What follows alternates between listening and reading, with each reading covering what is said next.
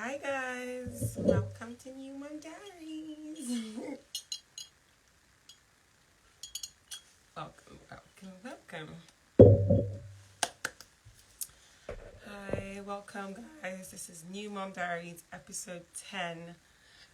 Like I said, I always apologize for disappearing, but guys, life has been busy, but we're back with another beautiful episode, and this time we have a wonderful professional with us, guys. Like, she's not, apart from the fact that she's a nurse and a midwife, she's also a very funny person. Like, I love her. Like, I'm sure some of you already know her, but if you don't, you're going to get on it today. And she has like the best banter ever, but we'll get to that. But yeah, if you're new here, this is New Mom Diaries, and on here we share real life experiences with myself and other new moms and professionals like midwife, doctors, psychologists who specialize in this area. So we're here with another beautiful episode. So with no further ado, I'm just going to add our beautiful guest of the day so we can just make sure we get in enough content. So please, if you know any of your friends that are yet to be moms, anyone that's pregnant, about to have a baby, just had a baby, go and share this. Is on my story. Go share it with them. Tell them to join, because you definitely be taking something away from this. So I'm just going to invite our lovely guest of the day, and we'll proceed. 2 seconds, guys. I hope everyone's doing well and having a fun so far. So yeah, we're just gonna wait for her to join, and oh, there she is. I wasn't sure if I knew. I've never been on Instagram Live in my life. So I was like, you know what? So I'll take that. I'm happy because I'm the first person bringing you out. I'm sure You're others welcome. will be happy to see your face. So yes, I'm excited. I got first dibs.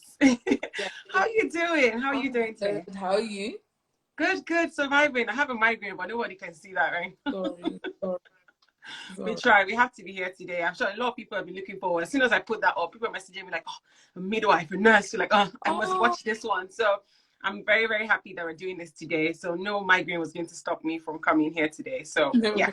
So guys, if you're new here, this is New Mom Diaries, and on here we share real life experiences. So from myself and all the beautiful moms I bring on here, and also the professionals. So I've had doctors, psychologists, I've had gynecologists. So this is a first of its kind. We're having a beautiful Elizabeth here with us, who's a nurse and a midwife. And we're just going to be touching on every beautiful thing that has to do with pregnancy and delivery. So I'm not going to waste much time. So can you just introduce yourself to our audience of the day, for those who are going to watch this later on? Okay, so hi everyone. My name's Elizabeth. I'm a nurse and a midwife, but currently I just work as a midwife.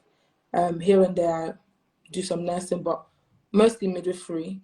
And that's what else did I say? Well, I've been a nurse for I think like 4 going on 5 years, and I've been a midwife going on 2 years, I believe. If I'm not mistaken, but yeah. That's good. So no experience or knowledge is lost, really. Even if you've been doing this for a few months, we give you kudos, because it's not an easy job. So definitely kudos to you. And so yeah, we're just gonna get into it, guys. So I'm just gonna put it out there, guys. We're going to have time for questions. Okay, you can start using like the question option below to start sending them in if you have any, or you can just pop them in the chat, but we'll get to them as much as we can, or as fast as we can. But we're just going to get through some basic questions I think most people tend to ask, or at least most people will probably want an answer to, and then we'll just take it from there. All right, so the first question really is just going to be, so what advice, and oh guys, before we do this, Elizabeth is going to touch more on that, but I just want you guys to know that whatever we discuss here, it's just us, and this is just, she's giving us from her knowledge and her experience, but please, she's not representing her company or her office or anything, or NHS in any way. So please, if you take what you can from this and learn from it. It's left for you to decide if you want to use it, but it's just something that I feel will help someone out there. Okay, so the first question is going to be, what advice would you give to a first time, or someone who's just trying to have a child for the first time? Like, what do you think, apart from the usual, yes, try and make the baby, but but like, what would you advise, like from your experience, like, oh, what, like, is there anything that you should be doing, or just to aid the process of having getting pregnant? So from my experience, they always get, by the time they get to me, they're already pregnant. so, I know.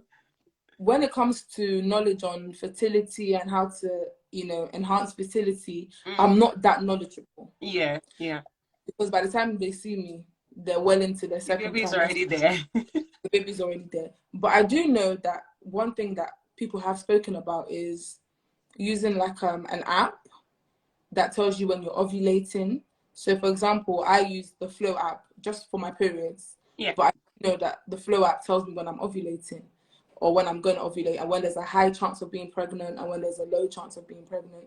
So I think because it can't hurt, one thing is using those kind of apps and trying to plan your sex life around those times when you know that you're at the peak of your like fertility. I had a lady that said she used something like core temperatures, that when your temperature is really high, you're more fertile. I don't know that, but that's what contraception. So whatever you can use for contraception, you can also use to see how fertile you are. Yeah. Actually, I'm not that knowledgeable on how to get pregnant. I'm more knowledgeable on what to do when you are pregnant.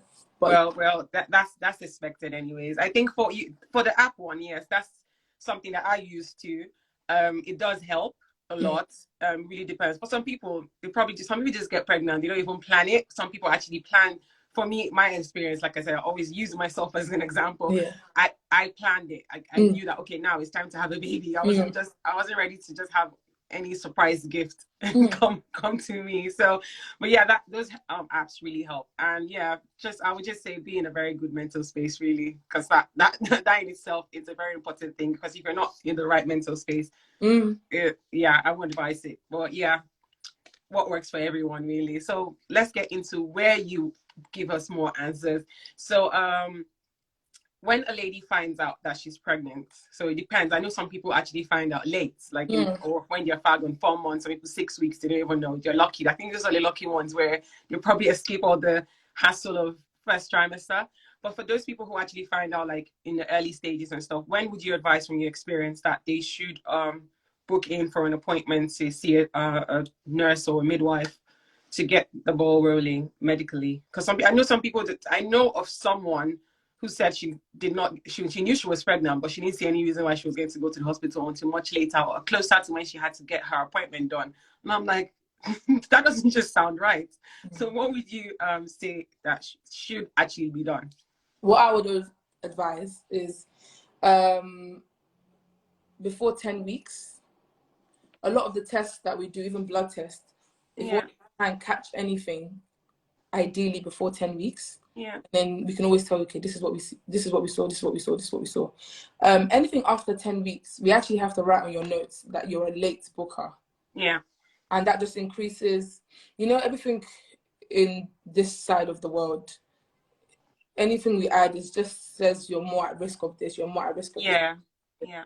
So when we don't know what your whole journey is like, we have to tread carefully because we didn't catch you at the beginning of your pregnancy. Yeah. So anything after 10 weeks, we actually class as a late booker. Whether you knew, whether you didn't know, you're down as this is a late booker. And when we discuss birth plan, which I'm sure we're going to discuss, of course, late bookers, we don't necessarily put them down as a low risk birth. We don't put them in the birth centers because we're blind. Like, we don't know what your scans were like. We don't know what you were doing. And we have a scan that we do very early on to check any abnormalities, anything like that. We can do scans after, but you catch it in time, and then at those stages, stages, and then whatever we need to prescribe, so we need to give you aspirin, whatever we need to give you, we can start giving it to you early. And it's actually not legal in this country. It's not legal to not see your midwife or have some sort of care. Neglect. So definitely book your pregnancies and try and book them before 10 weeks. Some women, truth be told, I've had ladies that did not know they were pregnant. Yeah. It happens. That one, fine. But that you're pregnant, Just book it. It's easy. You can actually just call your GP. Exactly, it's not gonna take it because when I had that conversation, I know she wasn't really like a hospital. She was one of those people that's like, oh, I'm never gonna give birth. She already made up her mind she was gonna have a baby at home. She's like one of those anti-hospital people. But I was like, yeah, I totally get that. But at the same time, you want to just at least go in for your checkup on time, run those tests. You know, nobody's gonna stop you from having your child in your house, but you know, just make sure you're okay up until the time you have to have the child. But yeah, it's a good thing that you did point out. For me, I knew that you had to book it, but I didn't even know that there was like a mark of 10 weeks. I found out I was pregnant 8 weeks. Nice. Did I say no? Did I say sorry? 2 weeks. What am I saying? No, I was like 2 weeks gone, not 8 weeks. What am I saying? 2 weeks gone actually, but I was dragging my feet. But then I was just like, someone is like, well, what are you waiting for? Just go and do it. But yeah, now I know that. So it's online as well, by the way. It's online. Just fill out a form and then they'll call you for your yeah, I did that. I filled the form online too. Yeah. So guys, now you know that. So please try to do that before your 10 weeks, just to make sure you and baby are okay. So so how soon should a mom start taking prenatal vitamins? Because I know some people, I did in my case, I started taking like I don't know what they call those ones, but the one you take before you when you're trying to get pregnant. Yeah. So I was taking those when I remember anyways. For what would you say? Like, is there any advice time to start taking it, or you just take it as soon as you find out you're pregnant? Or is this something that has to be taken? Because some people don't feel, like, seriously, you might find it weird, but I know people that might be like, well, I don't think I have to, as long as I'm eating right and stuff, I don't need to take any vitamins. Yeah. So what would you say medically is like the right thing to do? So I know that the NHS only, I think they only mention pregnant care. They mention it, but they won't give it to you. They'll just, even if they give you anything, they'll probably give you like the vitamin. Pregnant care is expensive. Yeah, it is. Let's put it out there. Yeah, but they're the only ones that I think have like an established research that helps with this. That's not to say any other vitamins don't work, but I think the only one that we're even allowed to offer, like to say to women take, is pregnant care.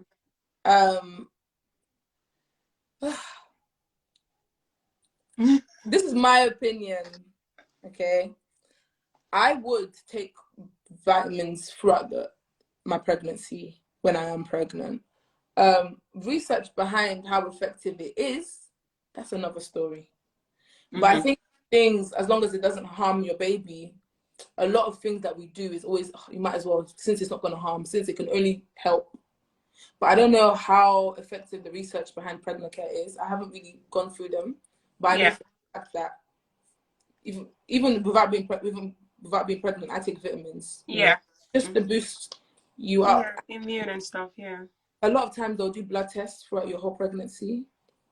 And then if you ever if you're low on iron or anything like that, we'll give you our own prescriptions anyways. Yeah. So those are the most important ones. So if someone was pregnant and generally couldn't afford vitamins, it's not for you to now start panicking, because when we do our blood tests, whatever we're worried about, we will give that to you for free. We'll prescribe that for free. You can get that for free. Yeah. So it's not really a be all and end all. It's if you can just do. Yeah. Okay. Yeah. I would accept that. For me personally, I did take it. Like I said, I was even taking. They'll call me over savvy. I was taking it before, and then once I found out, I started taking it, and it was just go to. And I think when I actually registered, my first appointment, they gave me how you guys give that file for like the pregnant. There was actually like a free one in it, one of the pregnant, so just to let you know, oh, this is what we want. So as soon as I saw that, I was like, okay, I'm on the right track. They give it to us for free, by the way, because they want to promote themselves, because they know that once they put it in the pack, people want to continue. Oh, that makes sense now. Hey, it's all marketing, but they are, even without you guys giving, I think you're one of the few people that I know that once you type it on there, it literally comes up as like the first, at least one of the first 5. So I'll say it's good. Especially it did help me.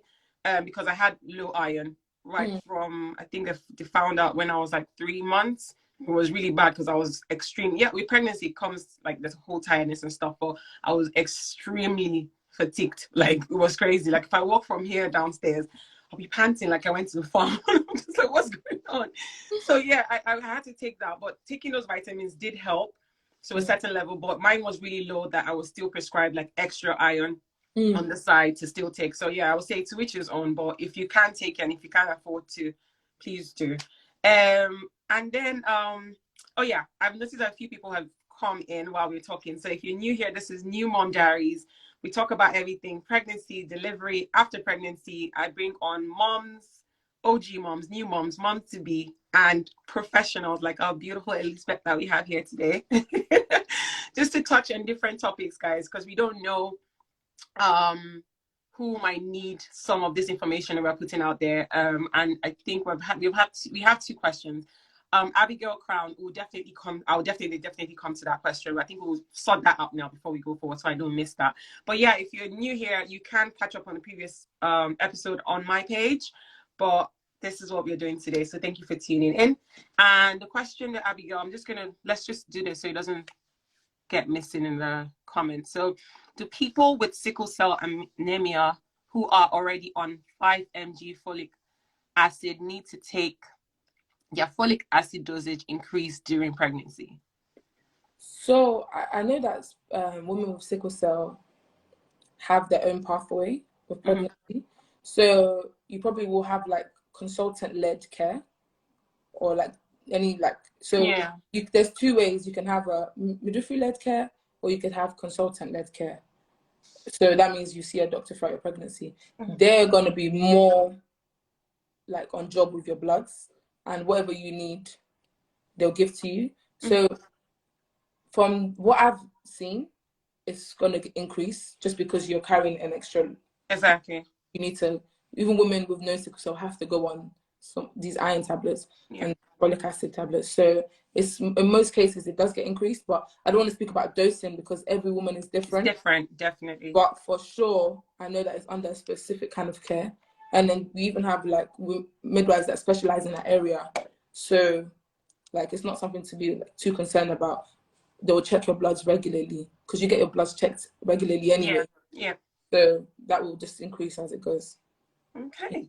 Abigail Crown, I hope Elizabeth has been able to answer your question. And like I said, guys, if you do have any questions, please feel free to put that in the comments. And you can also use the question tag below to pop in your questions. So we're just going to go through the questions I have, and then we'll start going through other questions, guys. So feel free, please. There's no question is a stupid question, okay? Even if it doesn't have anything, pregnancy, delivery, please feel free to use this. This is free medical care right here, guys. So yeah, so what recommendations would you recommend for like discomforts that come with pregnancy? So now I know there are a whole lot of them, but let's start with like the basic ones that they say in quotes happens in first trimester. For example, morning sickness, because that thing should not be called morning sickness first of all, and I believe that they should not just say it's for first trimester. It literally happens at any time. But so things like that, what would you say like could help with such situations? So I know with morning sickness, small meals, rather than a large meal helps. Most of the time, stay hydrated. Don't get me wrong, you need to eat, but water's the more important part for your body. So take small portions and just try and drink as much as you can. The time for you to start getting worried is if you can't hold anything down. You can't hold water down. You can't hold food down. Yeah. Then you need to come and see us in the hospital. What I would say is, I remember there was a lady that came one time to triage, which is like our maternity A&E. Yeah. She came in. Sorry. She came in and she was like, oh my gosh, I vomited. And I was just like, oh, okay. Like, how many times have you vomited? Like today? She's like, just the once. And I was like, sorry. And she's like, just the once. And I was like, did you come in because you vomited once? And she said, yes. Like, she's never vomited in her life. I said, have you ever been pregnant in your life? She said, no, this is my first pregnancy. So this is just to give the disclaimer that you don't go to hospital because you vomited. It happens. It's just a thing, because of course, when you're pregnant, there's a hormone called HCG. That hormone is like the bread and butter for your baby to grow in a healthy way. However, that bread and butter is it will make you vomit, it will make you sick, it's that hormone is what makes you feel terrible. Yeah. But you have to put it in your mind that that feeling of terribleness is what's making your baby. Yeah, like, it's a good thing, but it's a bad thing. In that grow, have strep, all that good stuff. Yeah. So it's normal to vomit throughout the pregnancy. The reason why it reduces, ideally, is because that HCG is needed mostly in your first trimester, which is why morning sickness is so common in the first trimester. But you don't need to go to the hospital because you vomited once. That day I was so confused. But no, when you need to be worried, because truth be told, sickness can be so bad because if you vomit so much, you lose your fluids, and when you lose your fluids, you lose your electrolytes, and electrolytes that keep your heart beating in a normal rhythm. So it can go left. Yeah, exactly. You can start having ketones. You can, like, I've had women with morning sickness that it is bad. So not to say that don't go to the hospital if you keep vomiting, but you don't need to go to the hospital if you vomited once. Just once. That was a special case. I don't even want to imagine what that lady will be like when she's actually in labor, because I'm pretty sure that's her first pregnancy. So let's excuse her for that, because really, I might be laughing now, but I'm sure there's some really ridiculous things. And for me, in my case, I probably would have been like that lady that would run to the hospital. But my sister is I told you, she's a gynecologist and midwifery and all that. So literally, her phone was like, every minute she already knows I have to hold my phone because my sister's gonna call me. So probably I probably wasn't like her, but I had that opportunity, and people don't really have that. So let's not blame her, you know. But yeah, so yeah, I don't know, I can't think on top of my head of any other thing, but that's a very good explanation for morning sickness, because that tends to be like the main thing that a lot of people, at least the most common one. Not a lot of people have it bad, but some people I know say that they couldn't keep anything down, like you said, when you were pregnant, and you definitely would need to go in for some fluids in the hospital. So it's good that you've actually like put more light on that. So thank you, guys. Run me my check in my DMs. This is free. This is free ad here. So next question, which we kind of like touched on, was how important is having a birth plan? So this one, in most of the episodes I've had, we have actually touched on it here and there. Some people are for it, and some people are just like, eh. And some people that were for it realize that it's just for formality, because when that time comes, sis, you're not going to use it. Like, some people do, don't get me wrong. I'm sure I shouldn't be telling you that. But in your experience and what you've seen, like, I'm sure you've seen different kind of situations in your work life. But what I know, guys, you should actually go on her page. There are like some very nice stories. It's funny, but yeah, these are real life situations, and it just gives you an insight to what this whole pregnancy and delivery is a beautiful thing. Trust me, it has its ugly sides, but there's lots and lots of banter in it, especially when it comes to the delivery side of things. But I'll get to that. You'll probably share one of the stories with us soon. But what would you say? Would you say at the top of your head that you should have a birth plan, or not? Yes, have a birth plan. No, it's a funny one because most birth plans aren't followed. Even sometimes, if I work in labor ward, so a lot of times when a woman rushes in, you know, sometimes you don't have the time to follow that. But the thing is, the reason why birth plans aren't followed is because sometimes I feel like women aren't educated enough on things. While I will say, okay, have a birth plan, what I do want to say is be open-minded. I find that women that come in and are ready to say no to everything, in my experience, that's when nonsense happens, because you vote, as in, I don't even know how to explain it because there's no scientific reason for that, but I've just noticed that women that are just like no, that's the ones that we are rushing up and down, grabbing these instruments, doing all it. Just, I don't know why. So the reason why I would say have a birth plan is because this is like a very beautiful, what should be a very beautiful moment. So why not plan for it? Plan what you would want, what you wouldn't want. And I feel like sometimes if it was me, I don't work in the community, and birth plans are done in the community. Yeah. To grade some things like what is your no, I don't want, and what is your I could work with, and make things more flexible. Because when I was in the community, I kind of made it clear to mum that some women will be like, no, no epidural, no epidural. I heard what it does to your back. They're the first ones to grab that. They're the first ones to grab that epidural. So it's those ones where definitely have a birth plan. Yeah. Just be open-minded. Be open-minded. I've seen birth plans followed. Yeah. And it's beautiful. Like I had this lady, she wanted candles, she wanted dimmed lights, she wanted like not many people in her room, and she wanted like she didn't want certain words used like pain, all that kind of good stuff. Very Awushka, and I'm not Awushka midwife, but it was nice for me to experience that. Like, it was a learning experience for me because I'm not used to that. I'm used to, you know, I don't know what I'm used to. I wasn't used to that. So it was nice to see that a woman that knew what she wanted and was able to accomplish. It's beautiful. Yeah. So just for her alone, just watching her experience alone, I would always advise a birth plan. Yeah. Whether it's followed is another thing. Yeah. It's like not you said, it's good that you actually did say that. I think that's the best way to put it. Have one, but be open-minded that it might not be followed because things change. Emergencies happen. Like, from my personal experience, I went in there with, yes, I had a birth plan. It was followed to a certain level, but then when things started going left in terms of like heartbeat dropping, things like that, it's like, girl, that's out of the window. You're going in for a CS. Like nobody would.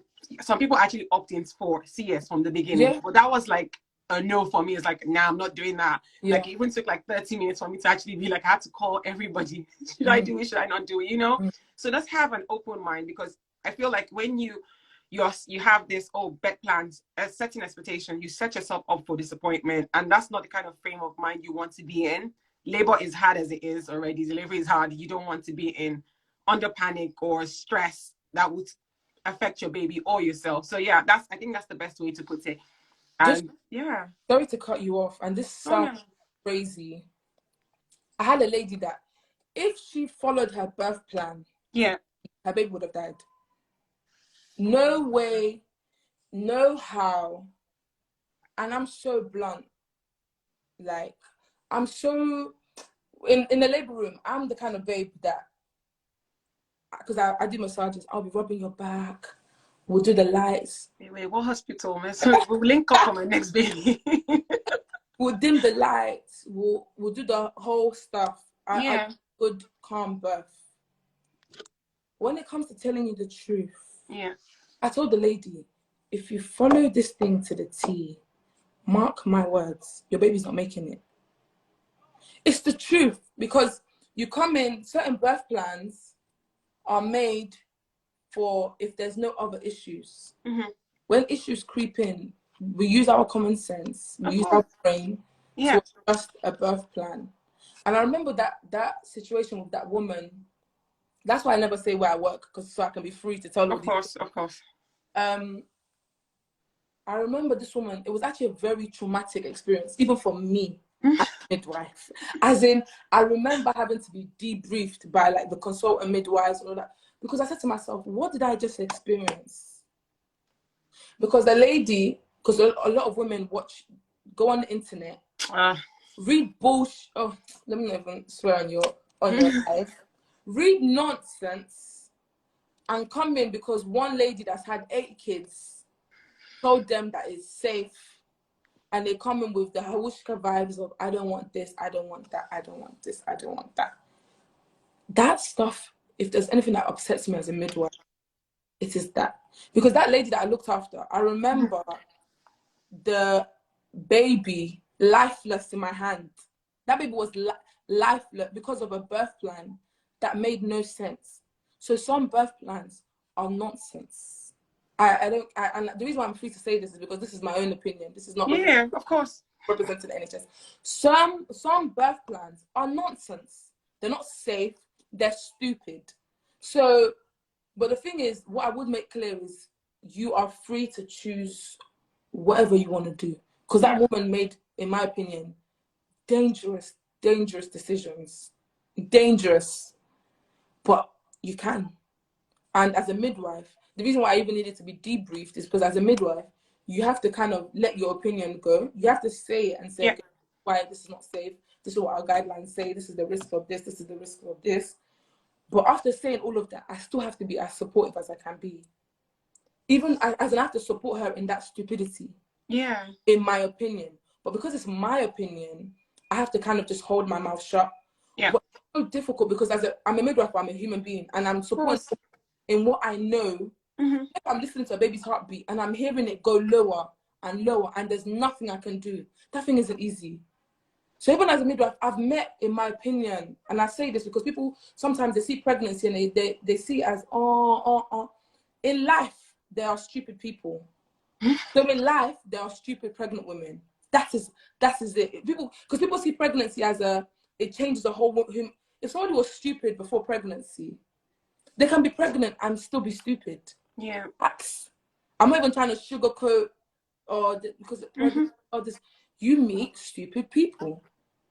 And the thing is, the law, funny enough, thank God, when the baby was delivered, the law changes, meaning we have to now look after the baby.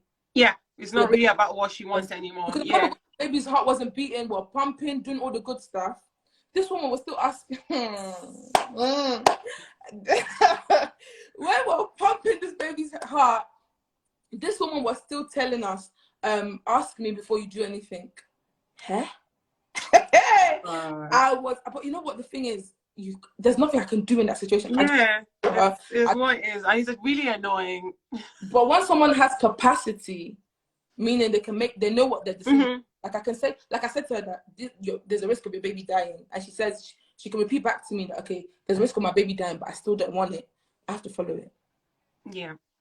So birth plans, yes, I get it, but please, once things creep in, birth plans need to be adjusted to suit you in that new we want this situation, because it's not as much as we can write a plan. Delivery is not. No one can tell you what is going to happen, and it's just something like soothing birth, I think. Yeah, she's been popping some really nice pointers there, guys. Like she said, open-minded is really important. I say this in my antenatal program all the time. See, so she's even we should talk, honey. But that's it really. Have a plan, do whatever. Like you just mentioned about epidural, and this was say, oh my, I heard that. And when I got in there, they were giving me gas and air, and I'm like, bruh, what is this? And they were like, no, we should try. I said, no, give me epidural. And they were like, I said, give me, is my choice, right? Like, because you can't really be saying, I know I've had stuff, but I feel like that only happens, I feel it's because it wasn't administered right. I don't think it's, every time that someone uses it, they have, for my experience, I had it. It was the best decision I made, and I'm not having any back pains. So I feel like it's all in your mind. Yes. And that's one of the reasons why I started this New Mom Diaries. Is things like this is a good thing for you to watch things online, look at other people's story, Google stuff, which I feel like Google is not really your friend when it comes to typing stuff, because it's like you're setting yourself up for disappointment and sadness and whatever. But that's one of the things I wanted to have real life experiences, like talk to people, and so that people can actually go back to these videos, and you might just find someone that literally went through the same thing with you, and you can pick from that, because I feel like it's much more realistic. Because people will put all their videos, like you said, on YouTube, and they're like, oh, this happened. They were playing Barry White or playing Beyonce when I was giving back. Girl, this is a real one. That's not going to happen. But it's what it is. People will always be people that are expecting to have flower and roses on the floor while you're giving birth, but it's, as you said, stupid pregnant people. I can't, bless her heart. I'm happy she was okay and her baby was fine. So it's what it is. But guys, if you do have any questions, we're getting to that point. I can see we have 3 questions or 2 questions already.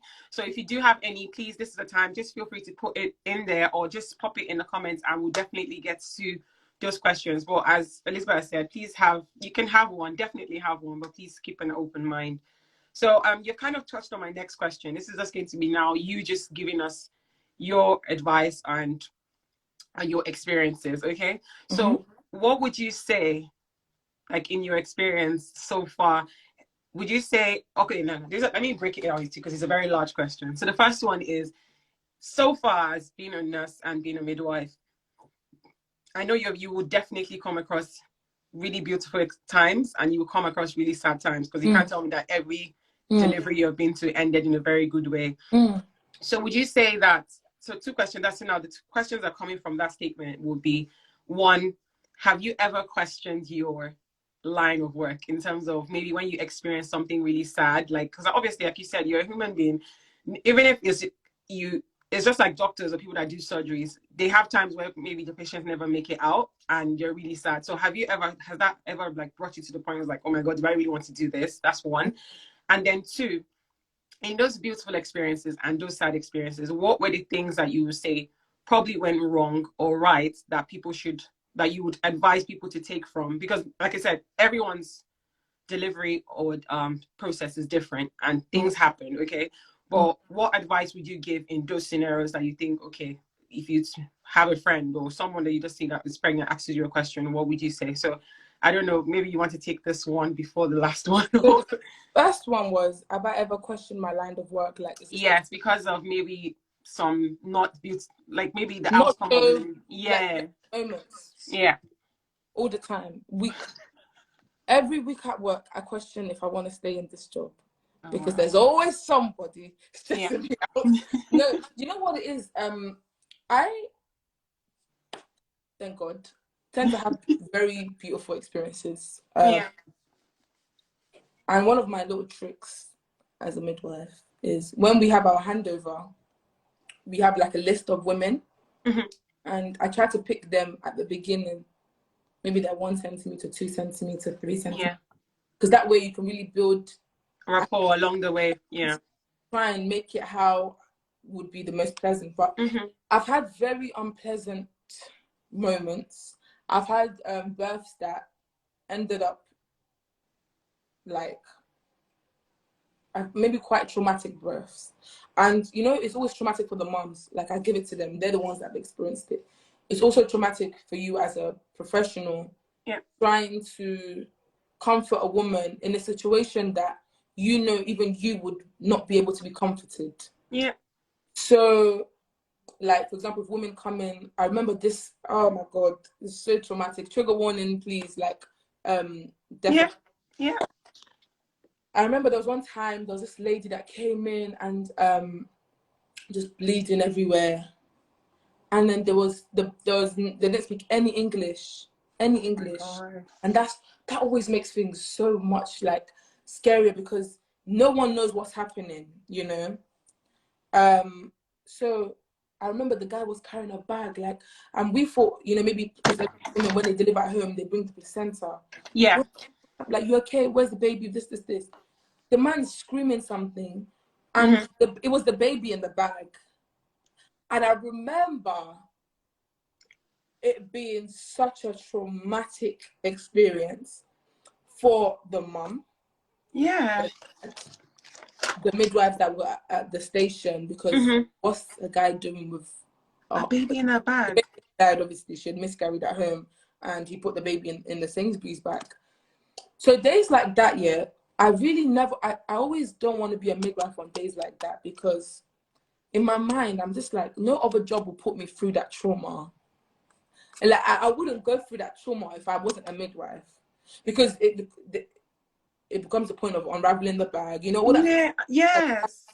Oh my and obviously, God. Nobody was taught for that. Like, you know, they panicked, they didn't know what to do, all that kind of stuff. And it's traumatic. So when I have scary moments like that, I don't want to be a midwife, because it's just, in my mind, it's like, is it worth it? The stress, the sleepless nights, or what could you have done better? All those kind of moments. Of course. So there's like that, and I get that the area that my hospital is in is an area of that poverty is on the rise. When poverty is on the rise, you get the more people tend more. So I remember, so days like that for sure will always put you off, and that was a traumatic one. So yeah, for sure. What keeps me going in those moments is genuinely, I can't see myself not being a midwife. Obviously you have to love it to have gone into it in the first place. Yeah. I love women. I love pregnant women. So I don't know, you just keep going. You genuinely just keep going. I don't know what else like boosts me. God boosts me because I remember when I was like, because I'm a Christian, I remember when I was young and I would have dreams of like births and helping women with births. So I was like, this is my calling. Like, I'm just gonna stick here. Yeah. And God will help me. You know, like. So for sure, like that kind of keeps me going. And sometimes you meet women that I remember there was this. Oh God, I remember trigger warning, trigger warning, trigger warning. Please. Pregnancy and delivery has a lot of trigger warnings. Trigger warning. You should know what you're getting into. I remember this lady. She didn't want her baby, but she went through the whole pregnancy. Went through the whole pregnancy, went through delivery. And I remember she was doing skin to skin. Believe you me, she just dropped the baby on the floor. Like, everyone heard the bam. Everybody heard the bam. Remember, the baby went into shock, went pale, neonates had to come. It was bad. Days like that, yeah, it's so crazy because I'm a midwife and I have to be very, very professional. But the human me, the human in me, the lover of babies in me, the lover of women in me, we're having contradicting thoughts. Yeah.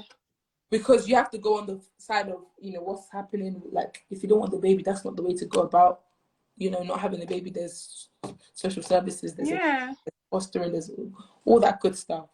So days like that as well, it's just so, midwifery is so traumatizing. So I feel like every midwife should have therapy.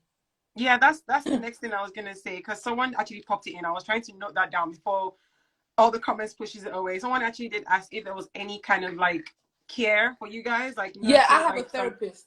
So is this something that you got on your own, or is this something that comes with the job? Therapist because of one crazy situation, and yeah, funded by the hospital. Okay. It's for the midwives actually. Okay. So I go and see her, and she helps me out. Hey, it's needed, my love. Like I can't. That's what. You know, the funny thing is, maybe because I've always thought about this even before I became a mom, and then going through like the whole process of pregnancy, delivering, and then I had to be induced because my baby decided to stay 42 weeks. This guy was chilling. So they finally, I need to like just towards like early like April last year. So like COVID was still kind of like a thing in the hospital. So I'm sure you know what was going on. So I had to be induced, and then they tried the pill like 3-4 days. This baby was not coming out. So I had to stay in one of those like the aftercare ward where you have other moms around you and stuff. So within that period, I got to see people that I met some people there that already like gave birth, left. I met some that came and left because that's how long I was there. And in that little time, I saw a lot of very traumatic things. I don't know if it was traumatic for me because I was pregnant and I was like, what, is that going to happen to me soon?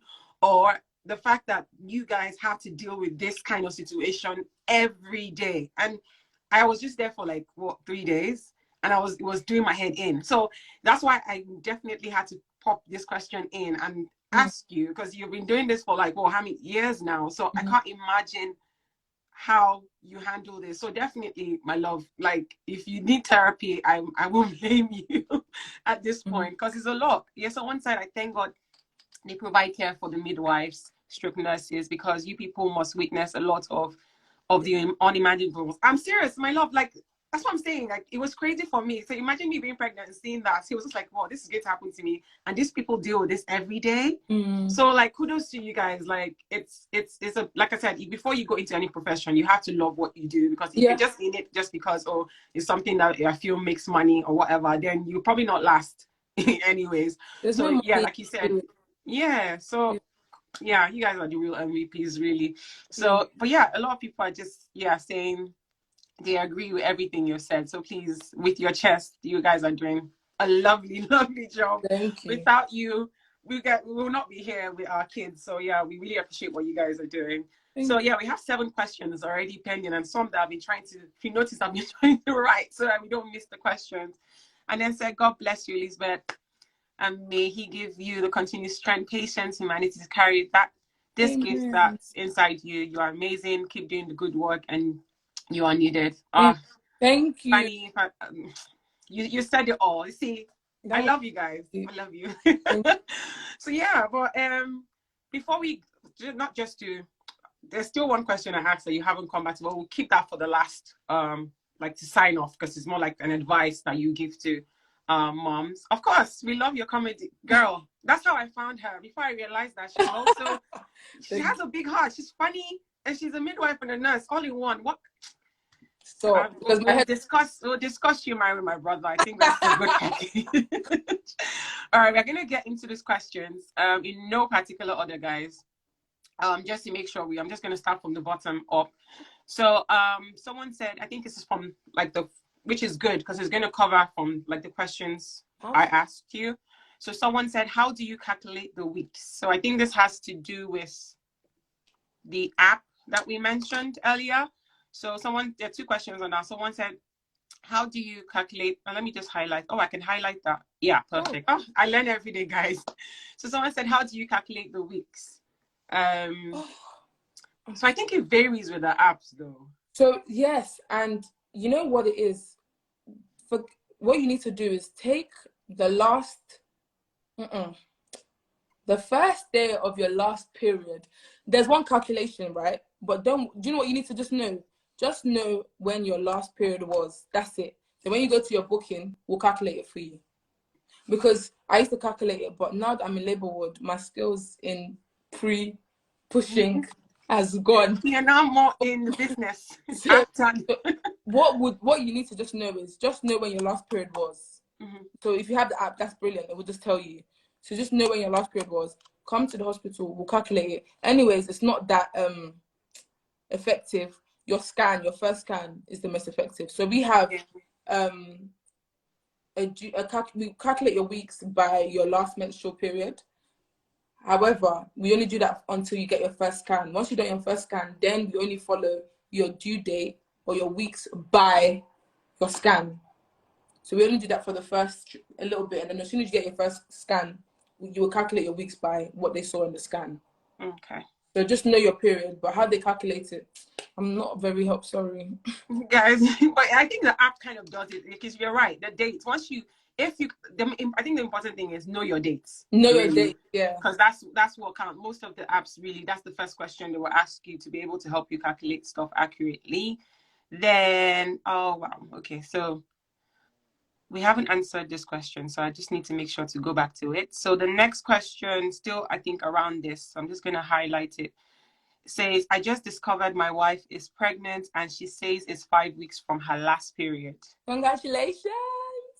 Congratulations! You're in for a ride if it's the first one. I'm not trying to scare you. It's a beautiful thing, but yeah, so yeah, I think that's accurate. If it's 5 weeks, but then, like she said, go to the hospital and from the scan, they'll be able to give you a much more accurate date.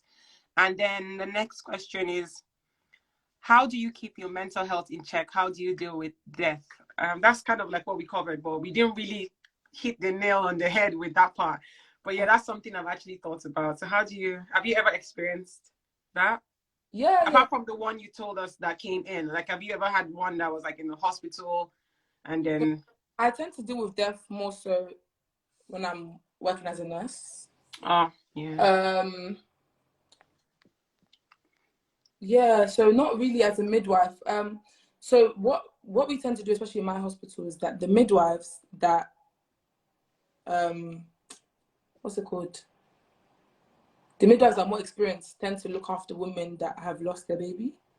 And we have like baby loss specialist midwives. Yeah. So for me, I don't really look after women that have lost their babies. It's still something I'm a bit scared of. Yeah. Oh, it's still, but it's something that if I was put in a position, I would do. But it's not something that I regularly do.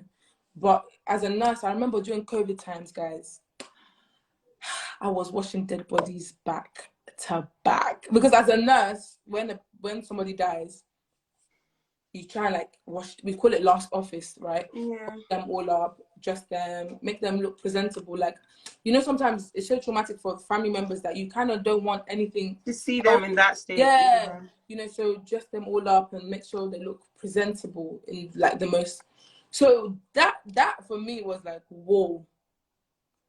Back as in I would go for my lunch break and I'm meeting new patients because it was bad. So midwifery, I don't really experience death like that, but nursing, yes, like cardiac arrests and people dying. And I've seen like traumatic traumatic deaths. So keeping my mental health in check. I have my religion. God has saved me. Like church for me is just because I'm a bit of a wild one anyway, so I need Christ in every way. My family, my friends, I have the most supportive friends in the whole world, like in the whole world. So they keep my mental health in check. Shout out to my best friend who's also a midwife. So we have our little rants and stuff. So that really helps me. But I'm good. And social media now, like me coming online, ranting, doing my comedy.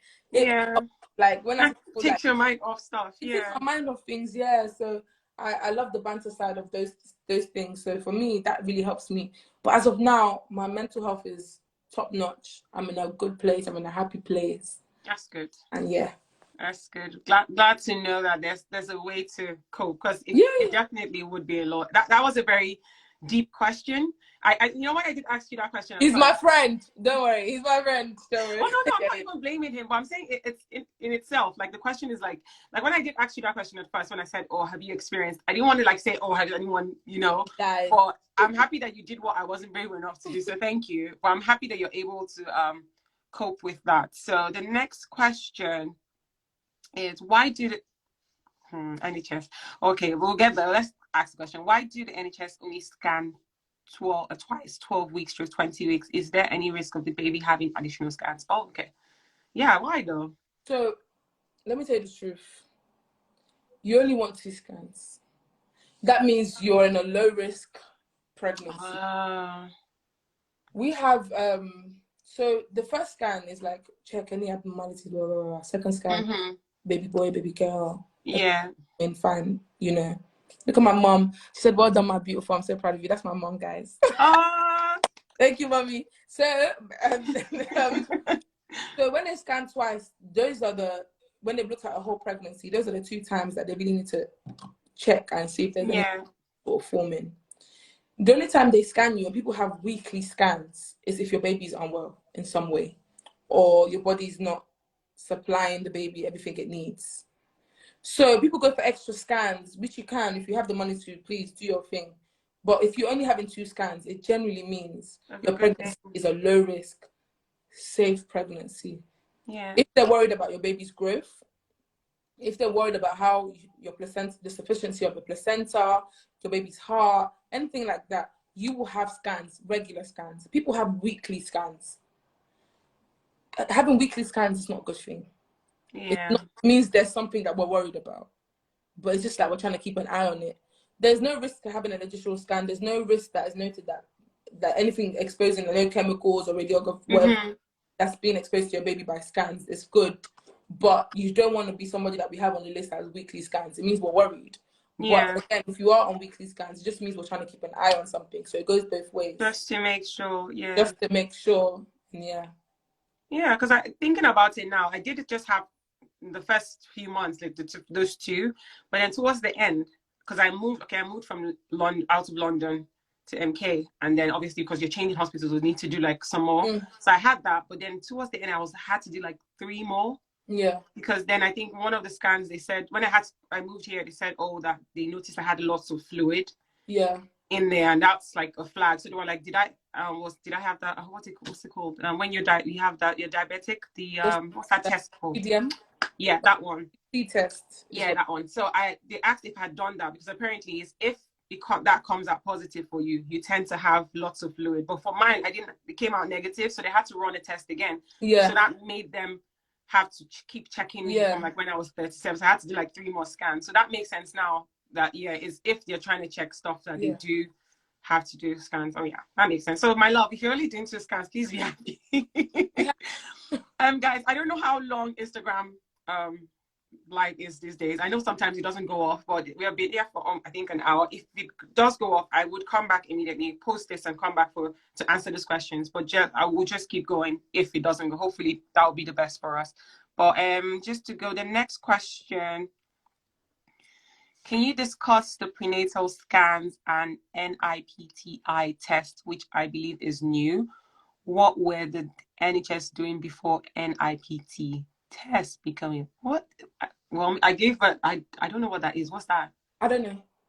Sweetheart, could you I know the prenatal scans, yeah, but this one you just mentioned is new to me. That, like you said, is new, so I don't know when they started. But she doesn't know if maybe it's probably called something else. If you could please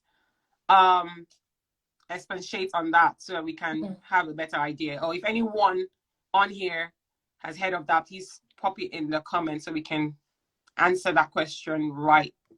And then my wife wants to start using pregnant care and folic acid. Is this necessary? Yeah, we kind of touched on that, but Elizabeth, you can just sorry to come. Someone just said something on that. She said it's the Nuchal. What's that? NUCHAL. Have you heard of that?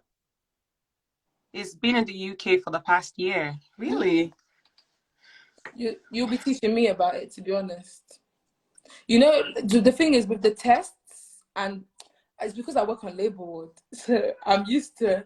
Oh yeah, you might not. Yeah. Oh, with the quadruple. Oh, okay, but that's normal, right? But I didn't know that's what they call it, because yeah. That's the test they do like in the first few weeks, right? They do. I only know about the quadruple test, but even that, it comes in like the test literally comes in ratios, so it's literally 1 in 1,000, 1 in 10,000. So they never after the results for the 12 week scan, if they aren't happy with the results, they make you do this test. Oh, you're teaching me here. Yeah, thank you for I've not heard of this. Even like in the last shows I've had with moms that just gave birth, no one actually has said that, because I've had some moms in the UK. Okay. So yeah, guys, if you have not heard of this, like we haven't, thanks for sharing, Wina Juna. Did I pronounce that right? Her name is quite unique and exotic. But after the result, the 12-week scan, if they aren't happy, the results, they make you do the test again. Really? 99% accurate, I believe. Okay. Oh, someone just even gave us a full on, so I'll just read that out. So NIPT is a blood test that is more accurate than the first pregnancy screening test. It's offered to women who are carrying a baby identified from previous screening as having a higher chance of Down syndrome, I'm guessing. I haven't done booking antenatal clinic in a while. So if the it sounds good though, because if they can do a blood test after, that's a really good way, because before they try and take off some fluids from to see if the baby has Down syndrome, but that has a miscarriage. So if this is a blood test, that's beautiful. Like that's a way up. That's nice. That's nice to hear. You've taught me that. Thanks for sharing, Abigail Crow, Winnie Juna, and Official Chels. Don't know if I pronounced that right. Or thanks, guys.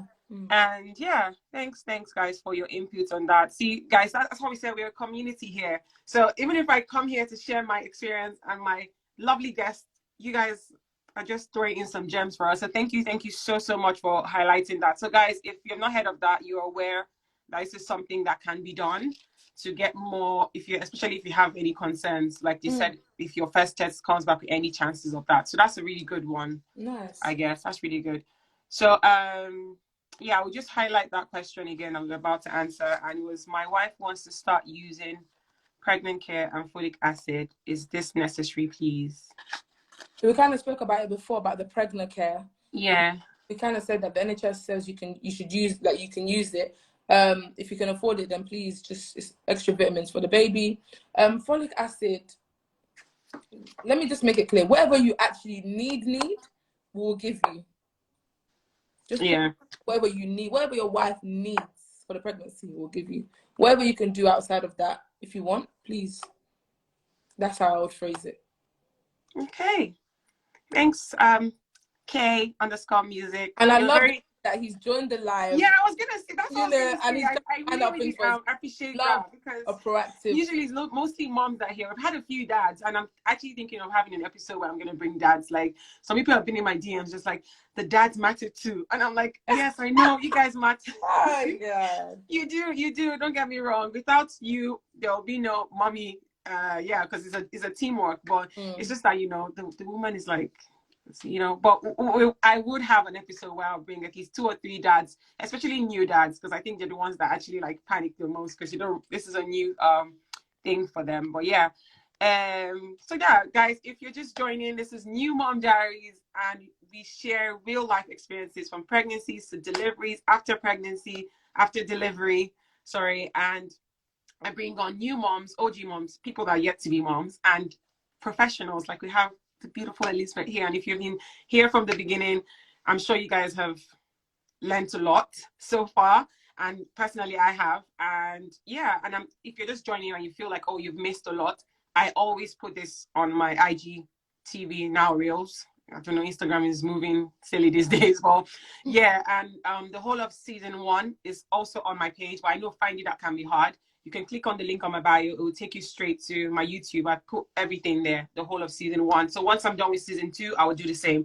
But you can catch up on this episode on my page. I'll leave that on my feed for 2 days, so at least you can catch, but you can still search for it if you want. But yeah, that's most of the questions. If you do have any questions, I don't want to hold. I know we're going past the hour, but if you do have any questions, please feel free. Oh wait, someone just said, oh yeah, I think it's more of just an addition to what you said. She said, if you can't afford pregnant care, there's one you can get from Healthy Start Vitamins. So if you're on low income, so Daddy, that was asking if that works for you guys, fine, and any other person who is in this current situation too. And then also, need folic acid only until 12 weeks. Pregnant care expensive for no reason. I totally agree. Stick to vitamin D throughout pregnancy. Yeah, I kind of let that the hard way, because it's expensive, guys. Times are hard, because if I was complaining that was expensive last year, or more of my pregnancy in 2020 into 2021, I can't imagine what's going on now. Things are like, it probably has increased, and it's ridiculous, because you probably just buy a pack and it just lasts you for like, what, some are just 15 inside, and then you probably have to go through 2 packs, and then there's one that is like 30, but that's almost 20 pounds, which is ridiculous in my opinion.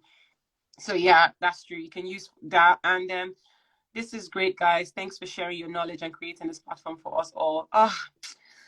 Guys, this is what keeps me going. I was telling Elizabeth, she was like, what made me start this? And I was trying to explain to her, like, there are days where I just, because when I started, it was last year and for my baby, and I was just like, okay, after my baby, and it was easy because I was not so easy, but then I wasn't working.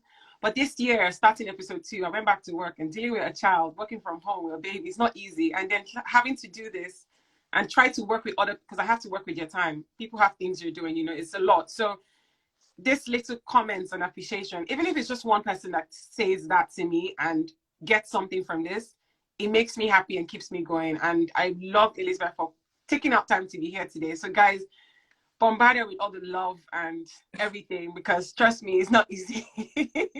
And then Surinbet just dropped the link. I think this will probably help about, yeah, for the vitamins. So Daddy, please jump on that if you need it, and good luck in what's the few months to come. I think there's one question I think I missed out. Let me check. Okay, so while if anyone has any questions, please just drop. But I want Elizabeth to quickly answer one of the question I asked earlier. But before I do that, someone is kind of linked to the question I asked. Someone said something, can't remember who it was, but said, because you did say you have not really had any deaths in midwifery, but I'm sure you've probably had, apart from the one you shared, have you had like a very, very traumatic experience while being a midwife that like took you out? Because I think someone did ask that question and somewhere, but I was like, I was going to come back to it later. If you have not, it's fine. Yeah, we don't want you to have such things.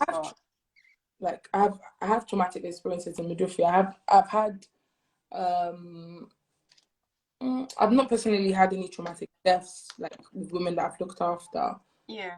And I'm always very careful because women, I don't want to traumatize them because pregnancy itself is scary.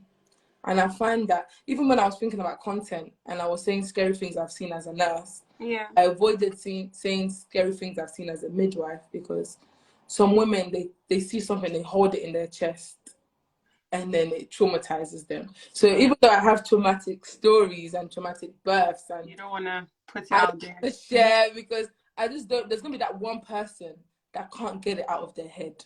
Yeah, no, I think I don't think I even want you to share it because she even said it was more of how were you able to deal with it, because I think that was when we were talking about like the question that your friend asked about if there's any deaths that you've dealt with. So then that prompted her to ask the question about that, like, have you had any traumatic experience that kind of like threw you off, and how were you able to handle that? I remember when this one, I was even a student midwife actually. And that's how I know I was traumatized because I've been qualified for a while now. But I was a student midwife and it was birth center. Birth center is always calmer. There's a pool, camp, the whole lot. This is the day I learned about just following, sometimes forget the science behind things, just follow your gut kind of thing. Yeah. For people that are spiritual, just follow what God has told you, follow this. I remember I was working with this midwife and this woman was like, she wants to be in the water. She wants to have her baby in the water. She wants to have a baby in the water. The midwife said she shouldn't go in the water. Something's telling her. Yeah. And I was thinking, what do you mean something's telling you? We need to follow what the woman wants to do in it. So the woman was like, no. And I was thinking, like you can't tell her no kind of thing. In the end, the midwife yielded.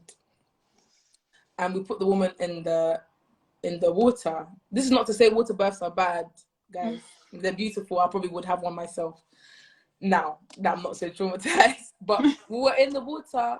She was, pushing. When you have a water birth, for example, if a woman's having a baby on the bed, I would hold like what we call the perineum, which is the space between her vagina and her bum. And like I kind of squeeze it so that it doesn't tear like crazy. Please remind me, there's a question of a tear that we missed out. I saw that. Yeah, we'll go back to that. Say somebody's having a baby and this is her vagina. I would squeeze. I don't know if you can see me. I would squeeze it here and I'll let the baby come out slowly, which is when I would tell the woman stop pushing. Yeah. And I guide the baby's head out. Once the baby's head's out, I just pull the body out. Yeah? I can't do that when you're in the water. When you're having a water birth, I can't touch. Yeah. Because the idea is we keep the water at a specific temperature because we kind of don't want baby to know baby's been born. As for them not to do this. And taking water. They're taking water. Water goes to the lungs, pneumonia, infection, baby sick. Sometimes, it's really bad. So that's why we tell women that sometimes there's more risk. There might be more risk of a tear because I can't guard your perineum. I can't touch you. Yeah. So when the baby was coming out, I saw the head coming out. Head was coming out the vagina. Head was coming out the vagina. Then, so the head's out now. The head's out now. Yeah. I'm waiting patiently because it's a hands-off technique. I'm waiting patiently. I'm waiting patiently. I'm like push, but the head wasn't coming out. So I said I have to be quick. So I went down. I grabbed the baby's head, pulled the baby's body out of her. Once I've touched the baby, I have to bring the baby all the way up. Oh, yeah. Let the baby now swim and do the whole thing you see on YouTube. When I brought this baby out of the water, the baby was lifeless. Yeah. Baby was lifeless. No heartbeat, as in, some babies are shocked when they're born. So sometimes you get a baby that is in shock and they'll literally be like this. You have to like rub them up. But you get babies that, even as a midwife, you'll see that baby and you'll be like, there is no heartbeat kind of vibe. So that was traumatic because, number one, the midwife was really upset because she knew someone was telling her, because it's harder to do all of this in the water. So it was a thing of giving this baby this lifeless baby to the mum to hold, so I can cut the cord, separate the cord from the placenta. And it's birth center. So birth centers, we don't have what we call a resuscitator, which is the little thing where we resuscitate. Yeah. We don't have all of that because the idea is, with that vibe. Yeah. So it became a thing of putting the lifeless baby on the woman's chest. She's panicking because the baby looks dead. Yeah. Yeah. Getting the cord, clamping it, cutting it.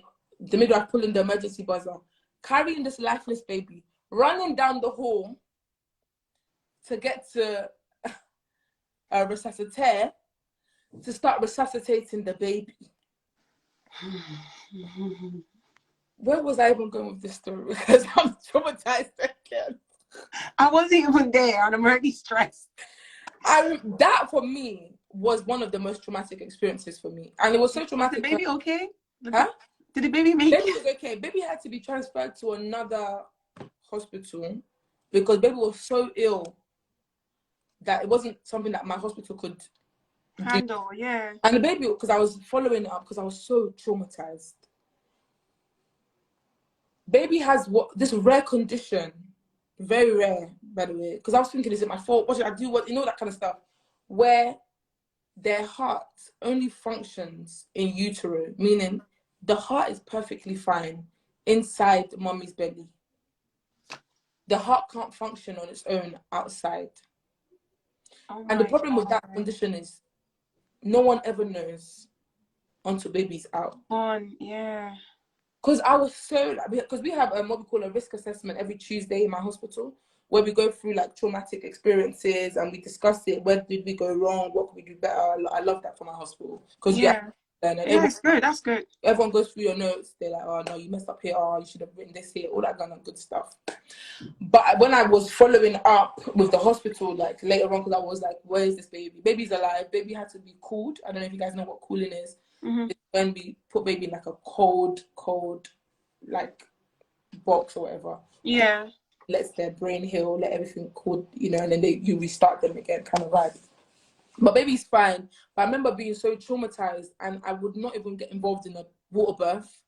Like, if a woman wanted a water birth, I would just like, I wouldn't be able to like support her. I'd have to leave. This was when I was a student midwife, because I was so traumatized that how did I miss it? It was only later on, because these things take a while for you to get a feedback on. Yeah. When I realized that it was the baby that had a heart condition, that I was able to sort of, you know, get through it. Yeah. Exactly. And I was a student midwife then, so I wasn't that mature. Everything traumatized me. Everything. So that for me was one of the most traumatic experiences, and I'm just so grateful that baby's fine. Baby's fine, yeah. But it was, oh my God, running. You know, like you're just running, thinking like, I can't imagine. Help me. I don't know about your hospital, and but for some very weird reason, the hospital I gave birth, the pregnancy, delivery, everything, it's like at the far end. Like there's this aisle, like it's like so far. I think according to one of the midwives, said they did it on purpose so that any mom that's actually coming, by the time she walks that long route, she's going to labor. So when you were saying that they had to run, all I was just picturing was you having to carry that baby on that long, like it was traumatizing for me. So I can't even imagine what you went through. But I'm really glad that baby's okay, and in the long run you were able to find out that wasn't your fault, because having that weighing you down wouldn't have been the best. Yeah, can you imagine? Oh my God. Like I said, you're doing a great job. Thank you. So guys, we're running out of time.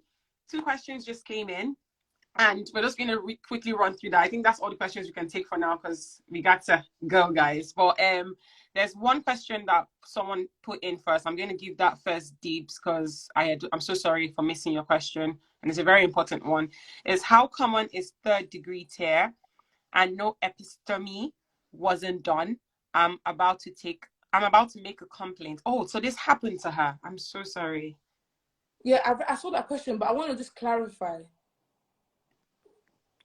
You want to make a complaint because you had a 3rd-degree tear and they didn't give you an episiotomy, or they gave you an episiotomy and you still had a 3rd-degree tear? So for people that don't know, an episiotomy sounds horrible. Let me highlight it. Yeah. But say this is someone's vagina.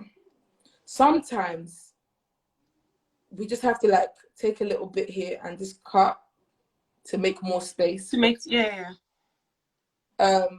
And a third degree tear is when, you know, normally it's just like maybe the skin and then like the muscle, like the fat layer. But when it gets deeper and deeper, it becomes more and more of a tear. So first degree, second degree, third degree, fourth degree. Fourth degree means you tore all the way to your bum. That one I've never seen, and I don't even want to ever see.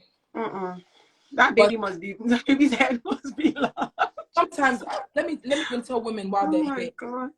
When your baby's coming out of your vagina, there will be a time the midwife says, "Stop, please, stop." It will feel like a ring of fire. It will feel like you can't do it. But I've said it on my page before that just pretend that you're blowing 10 candles or 12 candles and just do this, like just pant. Because what happens sometimes, I've had it before, a woman just pushes and their head just comes out, your vagina will rip. Whereas if you do it slowly, it hurts more, but it gives me time to like massage the bottom of your vagina so it doesn't tear as much. Sometimes most women still tear, especially for their first babies. So don't say, oh, because it's your fault you tore. Most women tear. But if you vomit your baby out, like spit your baby out, you're gonna tear. You're gonna tear. And yeah, so yes, please. I think for her, I think it wasn't done because from the question. No episiotomy was done. Yeah, because it wasn't done, I'm guessing. So she's saying she's about to make a complaint. So it's I don't know, because if I was to answer that question, it would mean that I've looked at research. Yeah. But I know, for example, when it's a midwife should be able to see that it's very, very tight. And all we do with an episiotomy is divert it from splitting into your anus. Yeah. But it sounds mad, but when I do cut the vagina, I'm cutting it so that there's more, the pressure from that bottom bit is alleviated. So I just cut to the side. And when I cut, I can see my cut. It's a straight line. And then I just suture it back myself. Yeah. And it's to kind of avoid that third degree, because nobody wants a third degree. Yeah. With tears like third and fourth, when you're older, if you don't train your vagina, like for example, I don't know if you guys do like, you know, those pelvic exercises. Guys, it's very important. Squeezing your vagina, let it go. Squeezing your vagina, let it go. Squeeze it. If you don't do all that kind of good stuff and you had a third degree tear or a fourth degree tear, then you're likely to become incontinent when you're much older. And incontinent means you wee on yourself and you don't know, like you can't put bladder and Guys, that what she said is very important. When I was pregnant, this was like, oh, do it. I was like, oh, I was just doing it just because I was hearing it a lot. But yeah, it just is a very important exercise. It's something you can just do randomly when you're sitting down. Yeah, I was just about to say that. As soon as you said it, I'm letting it go. I'm squeezing it. I'm letting it go. It's beautiful. Yeah, Lisa said, I'm even scared to. Please don't be scared to be pregnant, my love. See, we're not. This show is not to make you scared. It's just to put out the good, the bad, and the ugly of the whole process. Okay, it's a beautiful thing, but that is why this information. I felt like some of this information, they're there, but it's only like in a bad way. So we're just trying to let you know these things can happen. Doesn't mean it would happen to you. Okay. So someone said, sorry to cut you off. To the person that said they're scared, because I always like trying to make this clear, because I do these like mama's pregnancy class. The scariest thing is a clueless mom. I say this to all my moms. The scariest thing in pregnancy is a woman that doesn't know anything. So as much as what I'm saying to you is scary, it's scarier when you don't know what's happening. Then you just become a yes man or a no man. And that's even scarier than anything that will happen. Yeah. It's better for you to know what an episiotomy is, even though it sounds messed up. So that in the time you know what's happening, not people just going around your vaginas doing everything and you don't even know what's happening. Exactly. So just sorry to cut you off. Yeah, no, that's fine, my love. Yeah, that's why you're here. You're the boss here right now. I'm only adding. I'm supporting you. I'm working with you right now. Yeah, my love. So I think that's just the best thing. That's why I'm saying information. So at least if you're in that situation, I hope not. But when they say, "Oh, we're doing this," you're not just like, "Huh?" You're like, "Oh, I've heard," you know. And just like the other information we just heard about now, if I get pregnant again and I go to the hospital, I won't be thrown off when they mention NIPT, if I remember that. So someone said, I taught on the first child. It wasn't bad. I opted to heal back naturally. Second baby told me again. And sorry guys, keeps moving. Okay. And I got stitches. They were so lively. They handled me with care both times. See, Oh, love, that's really good. nice to I'm hear. feeling this all over again. Oh, Vanny, you be good. Sorry. Do you numb them when you cut? I always numb. Yeah. Quick, So quick. yeah. Cut. All And right, I guys. only ever cut at the peak of your contraction. So when the contraction is bad and you're focusing on, oh my God. So you won't know, yeah, because if you're focusing on, oh, I'm about to tear and you come, yeah. That's when I cut personally. Bless you. So yeah, Kegels, guys. That's what it's called. Yeah, that's the best thing. Oh, That's why they said you have to go to antenatal classes. Yeah, guys. Yeah, they're very important. So yes, someone said, so for the first timers, is it guaranteed that I would tear? Would I have a choice if I wanted a C-section stroke vaginal birth? I am leaning a much. Oh, I'm learning from South Africa. Love to you, darling. But do you have anything to say about that? not all first time moms tear. I've had first time moms that don't tear. It happens. And I always just like, if it's the first baby and the woman is opting for a cesarean, then we have a meeting as to why. What is it that's you want it? Because if it's pain, we can sort out the pain. Because a cesarean, like I keep telling people, a cesarean is like a massive surgery. If you don't have to have it, why on earth would you ever opt for it? I know. So vaginals is as much as we can, and if it's very, very important, or baby's very unwell, then cesarean, because then the risk is higher for that. You have to balance it. Yeah, definitely. But never opt for a cesarean when there's no. Yeah, because when I hear people actually opting for that, I'm just like, But then some people just don't want anything happening down there. They want to stay right. That's the stupidest thing I've ever heard. I know, because CS is not easy, and that's. Let me tell you from experience. I did not want one, but I had to have one like at the last minute, and the recovery is not. Oh Lord, that's a topic for another day. Let's not even get into it because we'll be here. But my love, if you have it the natural way, your vagina, yeah, please. But if they advise you to do it because of health situations, please go for it, because it's not the easiest thing to have, and healing is like another, and having CS, having to heal, and you still have to take care of a newborn, my love. So yeah, but so I'm just gonna run through the last two questions, and then you give us and the moms and new moms and moms to be that are already panicking and advice from your experience. So it's our new dad that is asking a question. He said, first of all, he said, thank you so much. You're doing a great job. Thank you. Yeah. And then what's your advice for men on how to support women during pregnancy? That's a good one.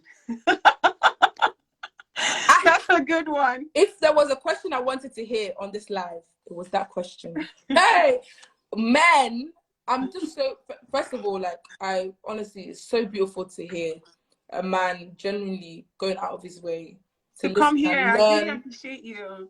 Learn about, how to support women in labor.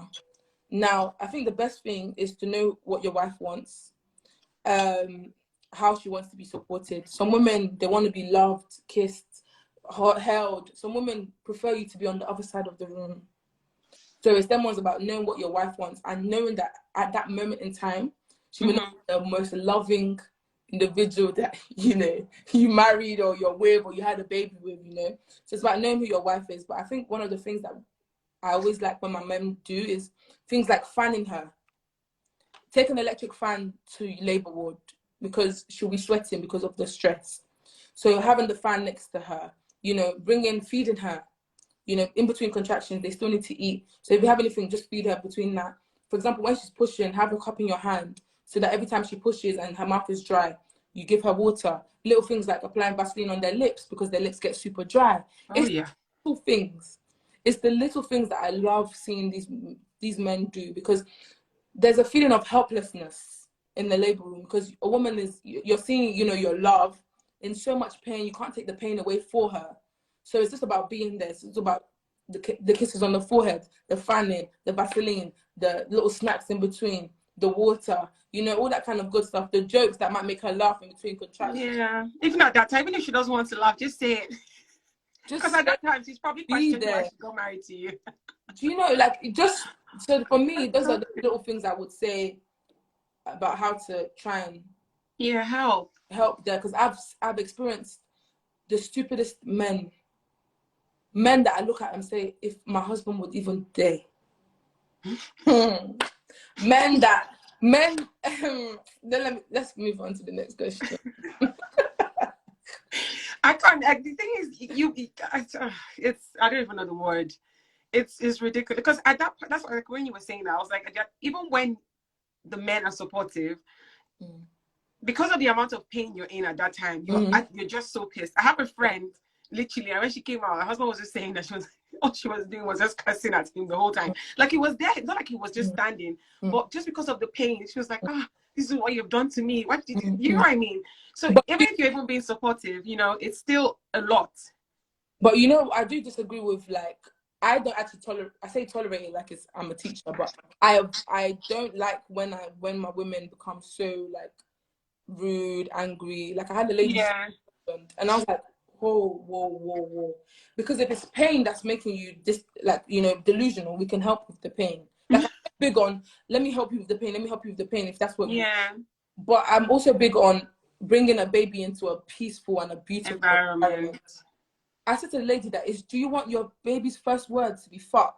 Like how, like you have to, like, I was saying to her that I get it, but what is it I can do to help you with the pain? Or what can I do to support you?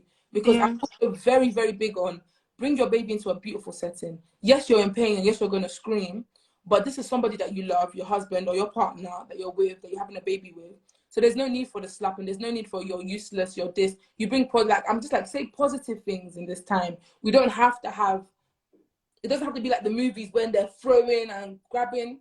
We don't need all of that. There's no need. So while I'm big on husbands, you know, having some sort of leeway because she's going to be stressed, I'm also big on women not being so disrespectful and being so angry in a moment that should be a moment of joy. So I have a balance. Yeah, it's thinking about it now, it's actually very unnecessary because you doing all that is not going to change what's going on. Yeah. I don't mind the odd, like I've seen, even me, I try not to laugh when the guys just talking nonsense, and this one was like, shut up. But when she said it, I was gone. But I don't, it's better not to do all of that. But little ones, it's okay because she's stressed, but not effing and jeffing and cussing his whole family. That's madness. Of that. Yeah. But yeah, there you have it. New dad K. I think that's what I'm gonna call you. But yeah, I really, really appreciate you being on this live first of all, and you've actually, I think we had like maybe a whole lot of questions. You probably asked at least 5 out of like the whole questions we've had. So I really appreciate you being here and even being very active. It takes a lot, you know. So thank you so much, and I hope Elizabeth has been able to answer all your questions and also Sudin Birth, and I think Abigail Crown, you both have been very good in answering some questions that we were clueless about. Oh, dad also needs support. Yeah, definitely. Definitely. Especially first time dads that don't even know what's going on. So yeah, bless your heart. So yeah, guys, we can go on and we'll be here for hours. That's the thing I love about this show, but come on, we need to get back to reality. But yeah, so Elizabeth, let's get back to that question, and that's the last we're going to take about when I said, based on your experience, like the good and the bad, what advice, you've kind of given some advice already, but what would be the final thing you would give to people that, especially people that watching this are yet to be moms, and people that have probably gone through some traumatic experience and just like, do I want to do this again? And just an advice like you would give a friend or a family member, what would you say? I think advice will be, pregnancy is not a sickness. I think I'm very big on that. Pregnancy is not a sickness. It's an experience. Everyone's experience is different. Of course. Whilst you should be knowledgeable and take in and go out and search and do your research, have the mentality of filtering what would be beneficial for you and what would be beneficial for you. I could do 50 lives and maybe 20 of those will not be beneficial for you. So have the mentality of pregnancy is not a sickness. I'm going to go out and search for information, but I'm also going to filter what will be beneficial for me. And I'm going to take out what's not going to be beneficial for me. And I'm going to take pregnancy as it comes. And each baby is different. Each pregnancy is different. If you're religious, be prayerful, you know, all that kind of good stuff. So that would be my advice. Take your information, but filter it. Filter it for yourself. Yeah. Guys, yeah, there you have it. Just usually she's even ended the show for me. The only thing I have to say now is thank you, because there's something I always say in every live that I have, is especially for those people that like Lisa that said she's scared or traumatized from having a child. I always just say every pregnancy is not the same. Every pregnancy is different. One person's story does not mean it to happen to you. Even the good ones doesn't mean yours will be like that. Not praying for anything bad, but like she said, take any information, but filter it, literally. So you've literally just said it all. Thank you so much. Thank you for being here. Oh my God, you've made my year. Like, and usually I do 10 episodes, but I've just been thinking I'll probably add one more, because just do like a Christmas special where I bring like, usually I just have one-on-one, so I'm just focusing. I'm thinking of doing one more where I'll just bring like someone that doesn't have a child yet, a new mom, just like to have banter, really. But I don't know, by this point, the way this one has ended, I think this is it. I can decide to end this for the year. Guys, what do you think? Like, thank you so much. This has been very educative, impactful. I'm sure everyone that has been on this live and that would watch this live will definitely take something from this, because it's been great. And I'm sure everyone on here can testify to that. Everyone is saying thank you, all the love. Thank you guys for tuning in and participating, because we can't do this without you, because it'll just be me and her talking to ourselves. So thank you for being here. Thank you to Daddy K. Thank you. You're the real MVP. Thank you. Thank you guys. I always say this is New Mom Diaries. Thank you for joining. If you want to catch up on previous episode, watch other moms and your stories, feel free to catch up on my IGTV stroke reels, whatever it's called. And I would be uploading this if you missed out, and you can catch up on live at your own time. All right. So thank you again, Elizabeth. Thank you everyone for tuning in. Thank you so much. Have a beautiful evening, day, whatever part of the country or world that you are in, and have a blessed week ahead. All right. All right, guys. Bye. Bye, guys.